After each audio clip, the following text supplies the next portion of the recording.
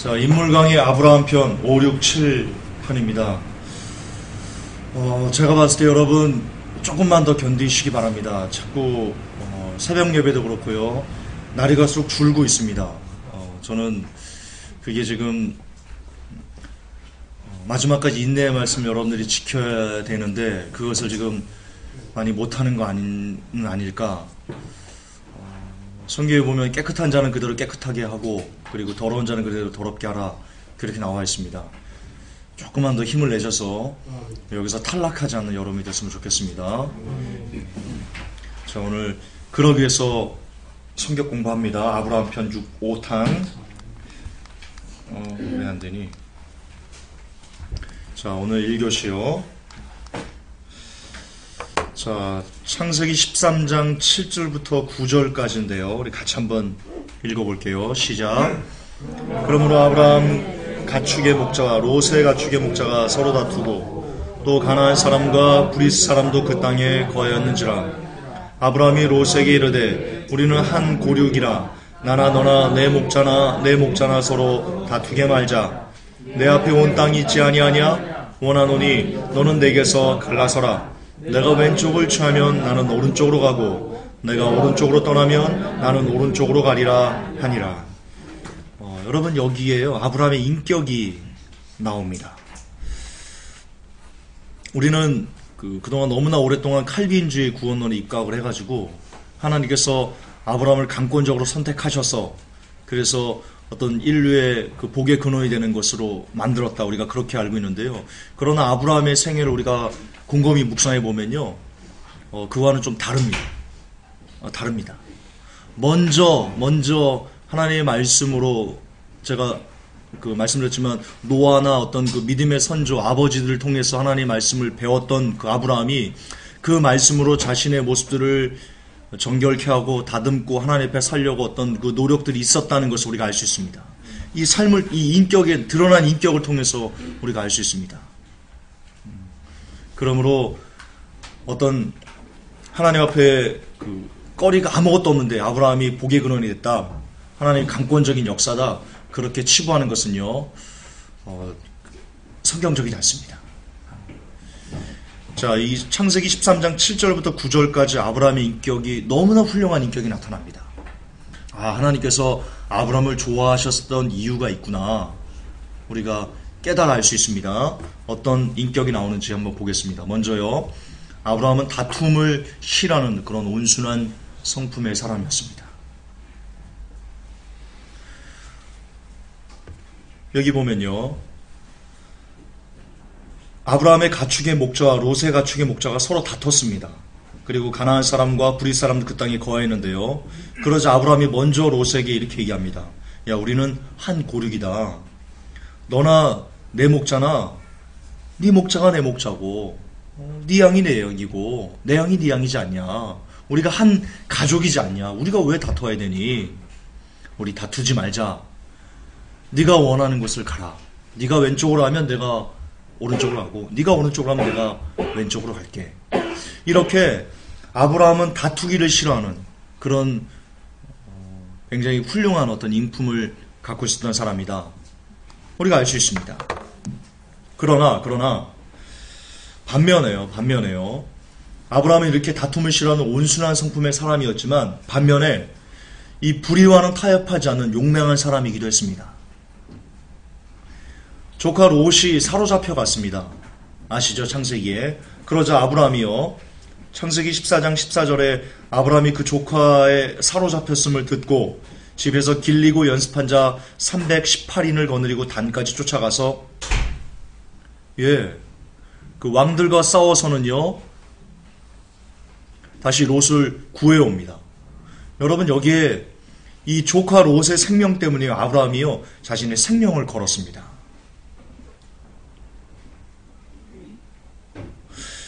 우리는 아브라함이 굉장히 비겁하다 그런 식으로 많이 배워왔습니다. 왜냐하면 자기 아내를 죽을까봐 팔았지 않습니까? 그걸 보고 일변 단편적인 것만 보고 아브라함이 참 비겁해 그렇게 단순히 치부하는데요.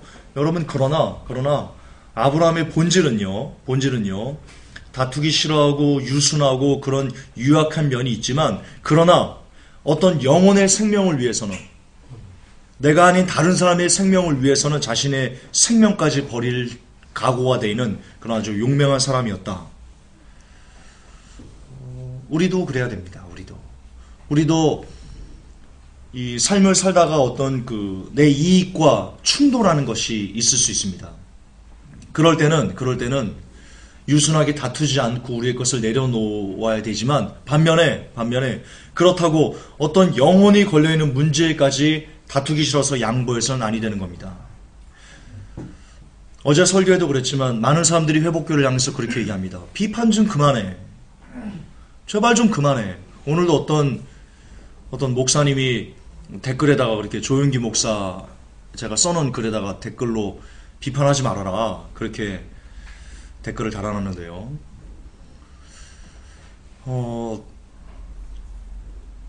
닦아놓고 여러분, 지금 어떤 조용기 목사나 어떤 이 번영신학을 통해서 영혼들이 지옥으로 가고 있잖아요. 그렇잖아요. 하나님의 말씀과 전혀 다르게 지금 가고 있잖아요. 그러면 그것을 본 사람들이 그대로 잠잠하고 아무 소리를 내지 않고 그냥 하나님께서 손대시겠지, 그렇게 잠잠하면, 아무도 소리를 내지 않고 있으면 그들은 어떻게 될 거예요? 조영기 목사를 따라서 가는 그 70만의 성도, 여러분, 4차원의 영성은 제가 너무나 많이 강조하지만 쓰레기잖아요. 여러분, 팩트잖아요. 이건 비난과 비판이 아니고 그냥 쓰레기잖아요. 이거는 루시퍼의 소리를 간에서 교회에서 하고 있는데, 이게 팩트잖아요. 쓰레기라는 게. 근데 아무도 그에 대해서 소리를 내지 않으면 그 사람을 신봉하면서 쫓아가는 그 70만의 영혼들, 그리고 나아가 그분을 롤 모델로 삼고 있는 목회자들, 여러분 아십니까? 조영기 목사가 넘버 1위입니다. 1위. 존경하는 목회자들 1위입니다. 한국교회 목사들이 존경하는 목회자 1위가 조영기 목사입니다.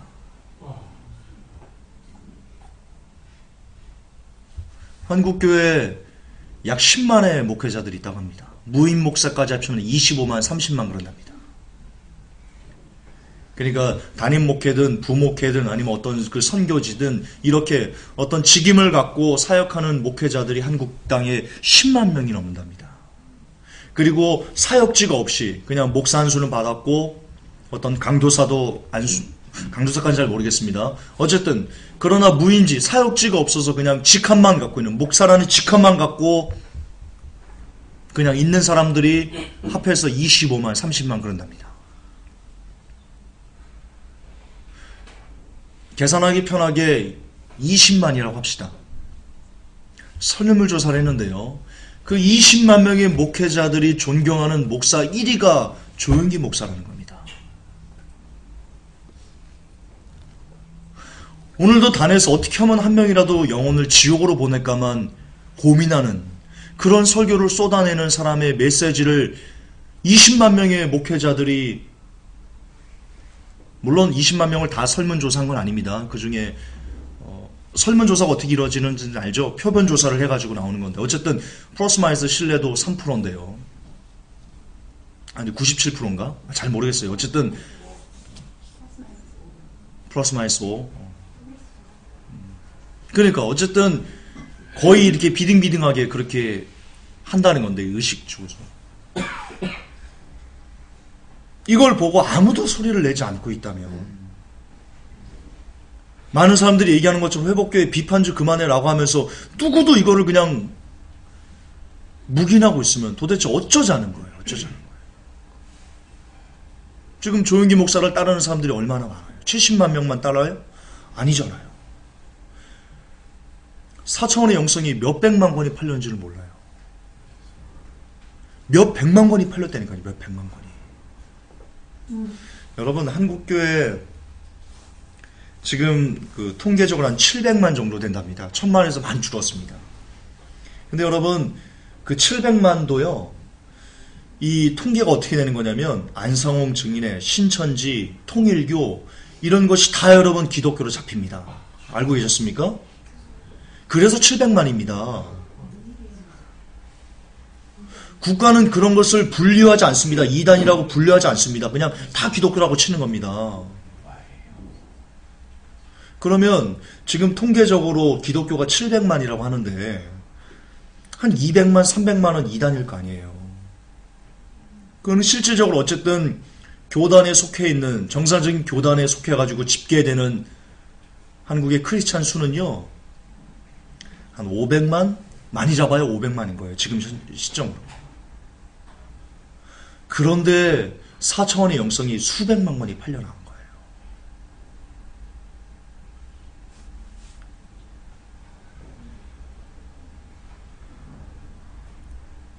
무슨 말이겠어요?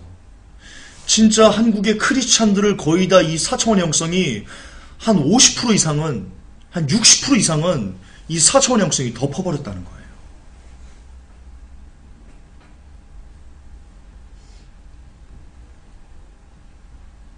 그런 통계가 나오는 거예요, 여러분. 그걸 갖고, 4차원의 영성을 통해서 그걸 갖고 오늘도 골방에 앉아가지고 기도 제목을 빽빽하게 써가지고는 1번부터 배우자 누구 주세요. 키는 뭐 180, 돈은 재산은 한 2억, 차는 벤츠, 학력은 뭐 연세대 정도, 많이 봐줬다. 그래, 서강대. 그런 식으로 하면 여자들이 그걸 달달달달, 주여 주세요. 믿습니다. 믿습니다. 오늘 주시 믿습니다. 그러고 자빠져 있는 거예요. 그게 믿음이라고.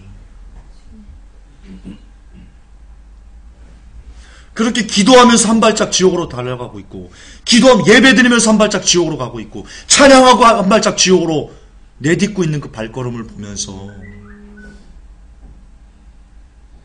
아무도 그에 대해서 소리를 내지 않으면 어쩌자는 거예요, 도대체 지금 이 시대에. 그래서 그에 대해서 조영기 목사, 당신은 영혼을 지옥으로 보내는 쓰레기입니다 라고 말하면 이게 지나친 비판이라고 하면서 입을 닫으라는 거예요. 정말 억장이 무너지겠어요. 억장이.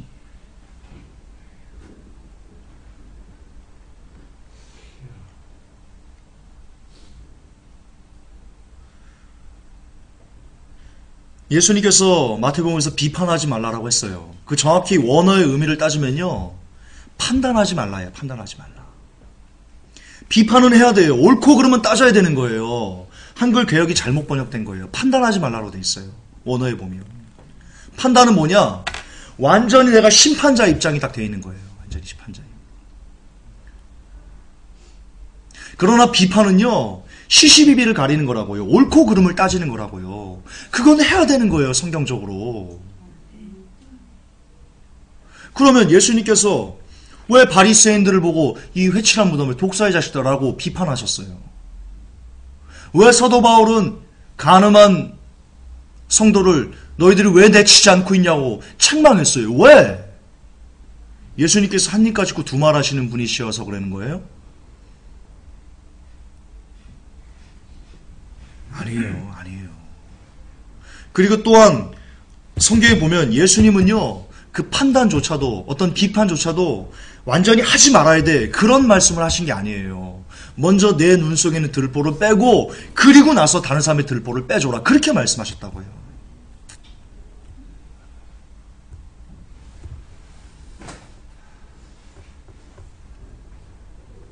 말씀의 검으로는요, 우리가 옳고 그름에 대해서 이야기할 수 있어야 되는 거예요. 그래야지 우리의 잘못된 것들이 말씀으로 도려내지고 고치고 싸매고 그럴 거 아니에요. 너무 어리석은 발언이에요. 여러분, 아브라함이 그랬다니까요. 아브라함이 어떤 자기의 유익이나 그런 거에 대해서는 유순하게 다투지 않았어요. 그러나 반면에 롯이 죽음에 처했을 때는요, 자기의 생명을 걸고 가서 싸워서 찾아왔어요. 여러분, 전쟁하러 간 거예요, 롯이, 그 아브라함이. 생명을 걸고. 거기서 얼마나 불협화음이 나요. 전쟁 나는데 말로 싸워요? 야, 이놈아, 롯 내놔. 그럼 저기서 싫어, 안 가. 야, 이놈아, 내놓으라니까. 그러다 찾아온 거예요? 아니잖아요, 여러분. 막 치고받고 싸우고 칼로 찌르고 막 이렇게 피 터지면서 챙챙챙 소리 나고 막 와 함성 소리 나고. 여러분, 그렇게 영혼을 갖고는 싸우는 것은요, 큰 소리가 날 수밖에 없는 거예요. 더구나 이건 영적인 전투란 말이에요. 오히려 세상적으로 막 싸우는 것보다 더 피 튀기는, 더 피가 마르는, 왜 한 명의 영혼이 지옥에서 영원히 불꽃에 온몸이 사라지면서 사는가, 아니면 영원히 하나님 나라에 같이 사는가가 걸려있는 정말 절체절명의 위기지 않아요. 그걸 놓고 싸우는 건 어떻게 조용할 수 있어요? 많은 분들이 그래요. 회복교는 너무 시끄럽다고. 너무 시끄럽대요. 여러분, 살아있는 것만 소리 나는 거 알아요? 여러분, 무덤 가서요, 무덤 가서 막 욕해보세요. 야, 이 새끼야! 일어나봐! 이 XX가! 여러분, 아무 소리 안 내요. 무덤 가서 칭찬해보세요. 위대하신 이순신 장군이시여. 이순신 장군 소리 안 내요. 여러분, 죽은 것은요, 소리가 안 나요. 살아있어야지만 소리가 나요. 회복교회가 아시겠지만 어떤 교회보다도 참 시끄러워요. 사실이에요. 그러나 그만큼 살아서 파닥파닥 되기 때문에 소리가 나는 거예요. 죽은 교회는 소리가 안 나요. 정말이에요. 죽은 교회는 소리가 안 나요. 이런 아브라함의 유순한 인격을 우리가 볼 수 있는데, 반면에 영혼을 놓고는 투쟁할 줄 아는 사람이었다. 따라서 우리도 뭘 배워야 되냐? 이처럼 아브라함처럼 내 유익과 이익을 위해서는 다투지 않은 온유함이 우리에게 있어야 되고요. 하지만 영혼을 구하기 위해서는 죽음도 무릅쓰는 투쟁이 있어야 하는 겁니다. 실례를 들어드릴게요. 남편과 아내의 모습을 통해서 예를 좀 들어드릴게요. 남편이 믿지 않는 남편이 있어요. 뭐라고 막 그래요. 근데 그게 내 자존심을 무너뜨리고, 아내의 자존심을 무너뜨리고, 아내를 힘들게 하고 어떤 것이 있어요.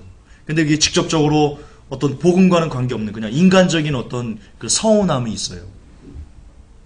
그런 건 참아내셔야 되는 거예요. 지금 아브라함처럼.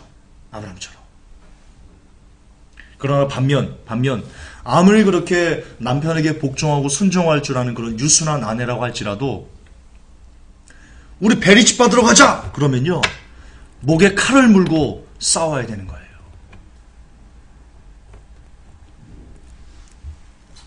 그런 사람이 돼야 되는 거예요. 영혼을 위해서는 피를 터지게 싸우고, 그게 아닌 여러분의 인간적인 어떤 일에 대해서는 복종하고 순종하고 죽어질 수 있고 양보할 줄 아는 그런 인격을 우리가 가져야 돼요.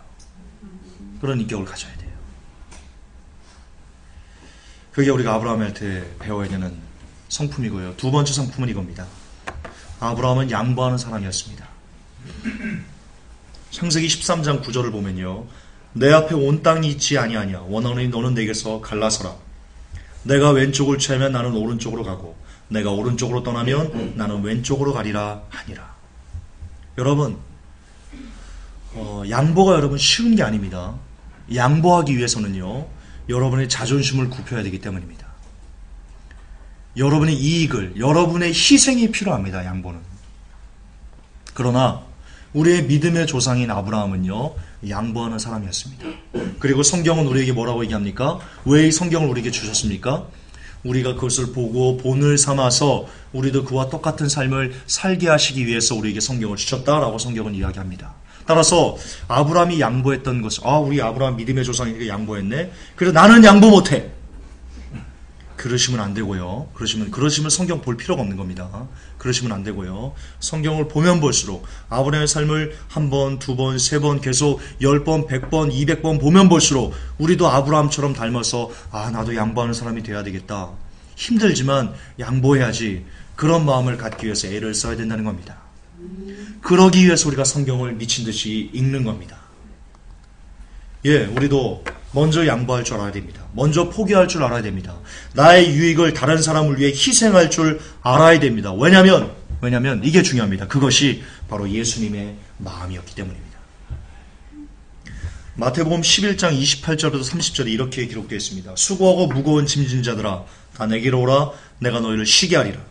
나는 마음이 온유하고 겸손하니 나의 멍에를 메고 내게 메우라. 그러면 너희 마음이 쉼을 얻으리니 이는 내 멍에는 쉽고 내 짐은 가벼움입니다. 여러분, 이게 바꾸자는 겁니다.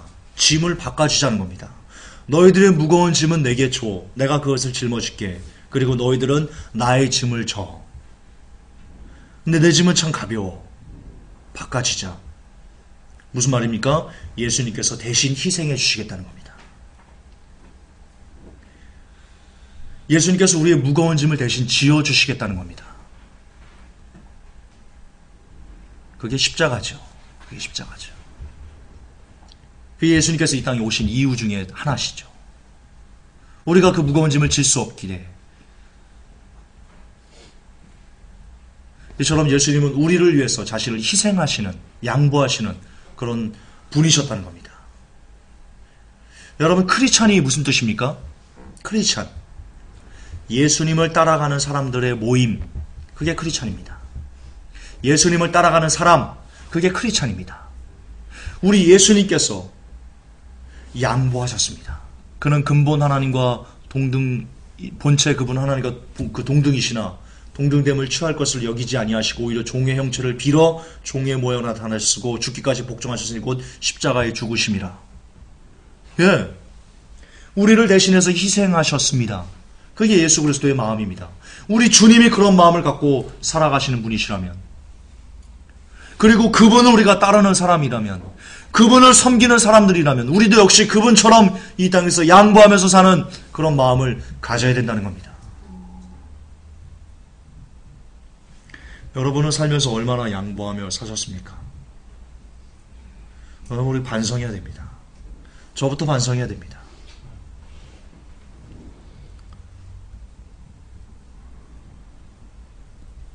저부터 반성해야 됩니다. 이 땅에서 양보조차 못하는 사람은요, 죄송하지만 크리스찬이라고 이야기할 수 없습니다. 버스를 탑니다. 버스를. 지하철인가요? 지하철. 가방을 던집니다. 가방을 딱 던지거든요. 멀리서 딱 앉아가지고 그럽니다. 주여 감사합니다. 그걸 보는 사람들이요, 아휴, 개덕겨. 여러분, 오늘날 기독교는 이기적입니다. 너무 심하게 이기적입니다. 양보의 정신이, 양보의 미덕이 전혀 없습니다. 전혀 없습니다.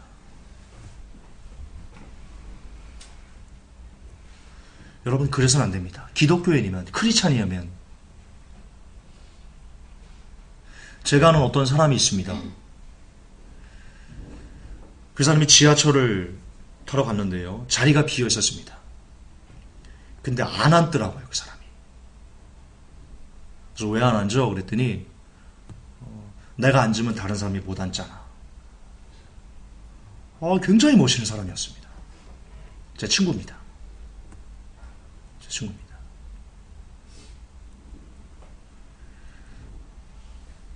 아버님이 목사님이신데요, 참 그 믿음을 제가 마지막 아침도 보내줬는데 그 친구가 그랬었습니다. 그 친구가 그랬습니다. 내가 앉으면 다른 사람이 못 앉잖아. 여러분, 그게 크리스찬의 마인드입니다. 그게 마인드입니다. 여러분들은 자리 비면 막, 야, 가만 있어봐! 막 뛰어가지 않나요? 그래 보신 분, 우리 자신납세 합시다. 그래 보신 분.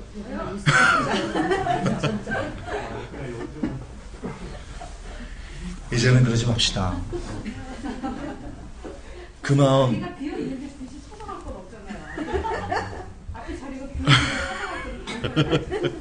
그럼 잠깐 앉았다가 나이 드신 분이 오면 슬그머니 일어나 주십시오. 그러니까 저는 젊었잖아요. 제 친구는 젊었잖아요. 그러니까 제가 아주 좋아하는 게 있다니까요. 나는 젊었건을 서서 가늘었더니. 아주 좋은 카피입니다. 바카스가 아주 좋은 걸 만들었습니다. 자, 젊은이들은 우리 서서 갑시다. 네, 서서 갑시다. 어쨌든 중요한 거는 그 마음입니다. 내가 앉으면 다른 사람이 못 앉잖아. 여러분 그 마음 되게 중요합니다. 아주 중요합니다. 그리고 차 할 때도 새치기 하지 마시고 끼어들게 하지 마시고 꼬리 물게 하지 마시고 네. 내가 꼬리 물게 하면 뒷사람은 어떻게 되는 겁니까? 내가 끼어들게 하면 뒷사람은 어떻게 되는 겁니까? 여러분 우리가 크리스찬이라면요 생활 속에서부터 우리가 크리스찬의 냄새를 나야 됩니다. 그래야 됩니다. 내가 바쁘다고 신호 어기면 뒷사람은 어떻게 됩니까? 여러분 신호 어기는 거 내가 얘기 한번 해드릴까요? 이거 실화인데요. 제가 인터뷰하면서 직접 CEO한테 들은 겁니다. 그분이요. 제가 이렇게 인터뷰를 하다 보면 그걸 물어봐요. 사장님의 삶의 모토가 뭡니까? 이런 걸 물어봐요. 그 인터뷰할 때. 근데 그분이요 뜬금없이 이런 얘기를 해요. 나는 신호를 잘 지키는 게 내 모토입니다. 뜬금없더라고요. 진짜 다른 분들은 다 뭐 정직입니다. 뭐 성실입니다. 이런 식으로 대답하는데 그분은 나는 신호를 어기지 않는 겁니다. 그러는 거예요. 그래서 다소 생뚱맞아서 아니 사장님 이게 무슨 뜻입니까? 그랬더니요. 그분이 경험이 있더라고요. 그동안 자잘한 신호를 많이 어겼대요. 그러니까 그게 관성이 붙더랍니다. 그래서 자기도 모르게 그냥 빨간불인데도 불구하고 자기도 모르게 평소에 이렇게 신호를 어겨버릇한 버릇이 있으니까 그냥 자기도 모르게 그냥 신호를 쭉 어겼답니다. 대형 사고가 난 거예요. 대형 사고. 그냥 한두 번 어긴 거예요. 한두 번. 근데 그게 계속 반복되다 보니까 신호 빨간불인데도 불구하고 그냥 나도 모르게 자연적으로 그냥 핸들을 밟고는 그냥 쭉 가더랍니다. 대형 사고가 나서요. 쪽박 정말 폐가 망신할 뻔했답니다. 그때 이분이 정신을 차렸답니다. 작은 것부터 지켜야 되는구나. 그래서는 그분이 그날 이후로 평생의 모토가 나는 신호 지키는 겁니다. 네. 중요한 것은 작은 것부터 지키는 사람이 돼야 되겠다. 그게 그 말이었는데 제가 굉장히 감동이 왔습니다. 제가 그 얘기를 듣고. 여러분 맞아요. 작은 것을 대수롭지 않게 어겨버릇한 사람은요. 그게 관성이 붙어버립니다. 여러분 절대 신호 어기지 마십시오. 저도 실은 종종 어기거든요. 아무도 없을 때 밤에 이렇게. 근데 안 그러려고 저도 노력을 좀 해야 되겠습니다. 그게 관성이 한두 번 그냥 아무렇지 않게 가서 그분처럼 되면 어떻게 할 거예요? 나도 모르게 내 몸이 반응을 하는 거예요. 내 몸이. 나는 빨간불을 보고 나는 멈춰야 되는데 그동안 빨간불에도 이 엑셀을 밟았던 내 몸이 그것을 기억하는 거예요. 그래서 빨간불일 때 자연스럽게 엑셀을 밟고 가는 거예요. 그러다가 대형 사고가 났어요. 대형 사고. 신호 어기지 맙시다. 예. 크리스찬은 그래야 됩니다. 예전에 이경규의 무슨 그 칭찬 퍼레이드가 있었어요. 그때 제가 아직도 기억하는 게 뭐냐면요. 비가 억수같이 왔어요. 새벽 2시인가 3시였어요. 근데 그럼에도 불구하고 차가 아무도 없잖아요. 새벽 2, 3시에 비가 억수도 오고. 그럼에도 차가 횡단보도에서 혼자 서 있는 거예요. 차가 혼자 서 있는 거예요. 근데 그 옆으로는 차들이 계속 그냥 다 별로 없지만 그래도 한두 대가 아무도 없고 새벽이니까 막 싱싱 막 신호를 어기면서 가는데 그 차 혼자 그 신호등 빨간 신호 앞에서 멈춰있는 그게요. 칭찬합시다 1등이었어요. 제가 아직도 그게 기억에 남아요. 아직도. 여러분 중에도 그거 기억하시는 분이 계실 거예요. 운전자가 장애인이었어요? 어쨌든 장애인이든 뭐든. 그럼. 그러니까 저는 그게 기억이 나요. 그게. 우리 크리스찬들 그래야 돼요. 크리스찬들은 그래야 돼요. 여러분 그게 우리들은 빛과 소금이 되는 삶이라고 하면요. 굉장히 거창한 걸 많이 생각을 해요. 뭐 속된 말로 간증 집회 많이 오잖아요. 연예인들이 와가지고 내가 지질이 궁상맞게 뭐 나를 불러주는 데도 없고 그래서 막 힘들었는데 내가 새벽비도 하고 삼각사 올라가지고 소나무 뿌리 3개 뽑았더니 어느 날 미친 듯이 내게 배역이 들어오고 광고도 막 들어오고 그래서 내가 이렇게 번듯하게 있습니다. 여러분 그거 간증 아니죠. 간증 아니죠. 간증 아니죠. 그런데 우리는 그것에 환호합니다. 열광합니다.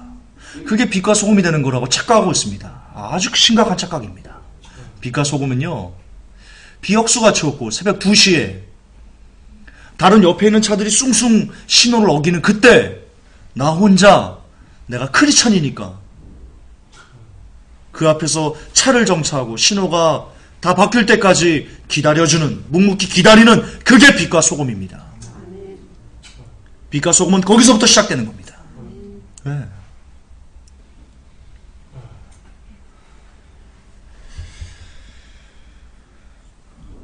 그게 예수님의 마음이고요. 어쨌든 우리는 이렇게 양보하는 마음을 가져야 된다. 잊지 마시고요. 세 번째입니다. 아브라함은 겸손한 사람이었습니다. 하나님이 아브라함을 사랑하신 이유는요, 저는 여기서 찾습니다. 창세기 14장 9절에 내 앞에 온 땅이 있지 아니하냐. 원하노니 너는 내게서 갈라서라. 내가 왼쪽을 취하면 나는 오른쪽으로 가고 내가 오른쪽으로 떠나면 나는 왼쪽으로 가리라. 여러분, 아브라함 시대는요, 시족 사회였습니다. 굉장히 어른을 공경하는 그런 사회였습니다. 우리 시대 1970년, 60년 동방예의지국이라고 불릴 때 우리나라가 어땠습니까? 어른의 그림자도요, 밟지 않았습니다. 굉장히 어른에게 공경했던 그때입니다. 불과 지금으로부터 30년, 40년 전만 해도요, 그렇게 어른에게 극진히 공경하고, 어른이 막 다투다가도, 야, 이 자식들이, 그러면, 예, 애들이 담배를 펴도요, 골목에서 이렇게 쭈그리고 이렇게 어른 몰래 피다가요, 어른이, 이놈의 자식들이 대가리 피도 한 말을 넣었더니 그러면, 막 서둘러 끄고, 아, 죄송합니다, 어르신. 그러면서 갔던 때입니다. 지금은 막, 이 대가리 피도 한 마리 거 들으면, 에이씨. 지금 애들이 이러죠, 지금은.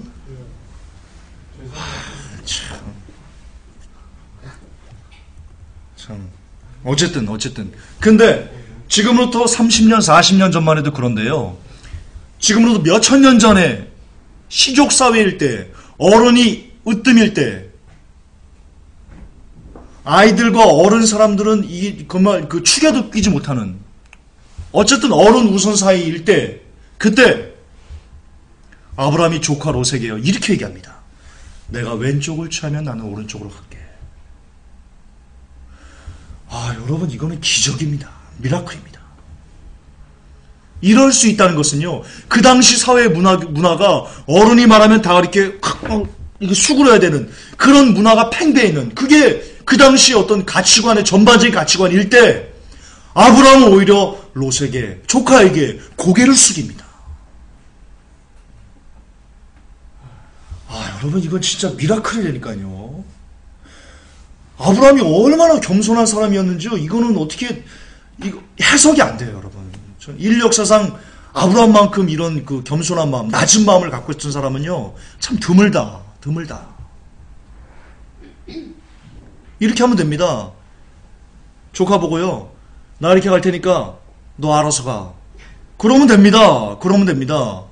아니면, 야, 우리 목자와 네 목자가 싸우는데 그럴 거야? 이 자식이 말이야. 그래도 아무 얘기 못합니다.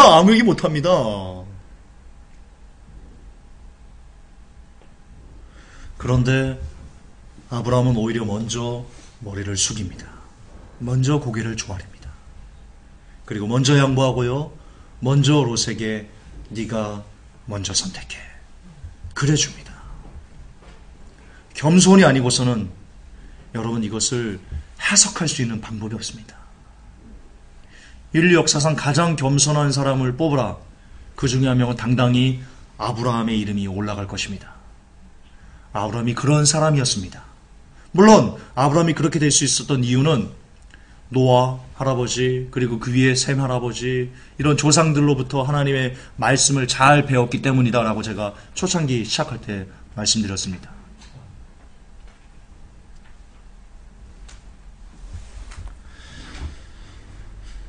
당신은 어른을 공경하는 사회였다. 그럼에도 먼저 아랫사람에게 선택의 권한을 주는 것을 보았을 때 윗사람이라는 거만이 아브라함에게는 없었다라는 것을 우리가 유추할 수 있습니다. 우리도 여러분, 겸손해야 됩니다. 거듭 반복하지만 우리가 성경을 읽는 이유는 이 성경에서 인물 강의를 하는 이유는 아브라함이 그랬어? 라고 머리로 알고 끝내자는 게 아닙니다. 아브라함이 그랬으니까, 우리의 믿음의 조상이 그랬으니까 나도 그 조상을 따라서 그렇게 해야지 라는 것을 우리가 이 땅에 살면서 열매로 나타내기 위해서 우리가 아브라함을 공부하는 겁니다. 따라서 아브라함이 겸손했다면, 우리의 믿음의 조상이 겸손했다면 우리도 겸손해야만 합니다. 그래야만 합니다. 아랫사람이 말한다고 우습게 여기서는 안 되고요. 특히 영적으로 교만해서는 안 됩니다. 내가 교회 20년 다녔는데, 내가 장로인데, 내가 목사인데, 내가 권사인데, 감히 일개, 저는 평신도라는 단어를 되게 싫어하지만 이 설교상 언급하겠습니다. 감히 평신도 따위가 뭘 한다고 그냥 박살납니다. 하나님이 그런 사람은 그냥 박살냅니다. 감히라고 조금이라도 생각하는 사람 하나님이 절대 가만두지 않습니다. 그러므로 이 땅에서 가장 저주에 가까운 자들은 교회를 오랫동안 다녔던, 그리고 높은 직분이라는 것을, 높은 직분이 또 어디 있습니까? 그렇잖아요. 직분이 높고 낮음이 어디 있어요. 그러나 어쨌든 지금처럼 계급화되어 있는 서열 속에서 속된 말로 높은 직분을 갖고 있는 사람들일수록 하나님의 저주를 받게 될 가능성이 대단히 높다. 우리가 기억해야 됩니다.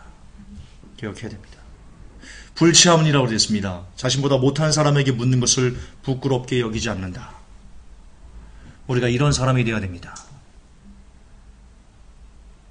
특히 회복교회 성도들은 이 교만할 수 있는 건덕지가 굉장히 많은 그런 자양분을 먹고 있습니다. 왜냐? 나는 마지막 때를 아는데 너는 몰라? 나는 칼빈이 잘못된 걸 아는데 너는 몰라? 나는 베리칩을 아는데 너는 몰라? 예, 이렇게 우리가 얼마든지 교만을 떨 수 있는, 너스레를 떨 수 있는 그런 가능성이 굉장히 풍부한 사람들이기 때문입니다. 따라서 그럴수록 아브라함을 본받아서 모른다는 사람들에게 함부로 대하지 마시고, 더욱더 우리가 머리를 조아릴 줄 아는 그런 사람이 되어야 되겠습니다. 그것이 우리가 아브라함을 통해서 배우는 겁니다. 예, 여기까지 하겠습니다. 잠깐 쉬었다가 2교시 하겠습니다.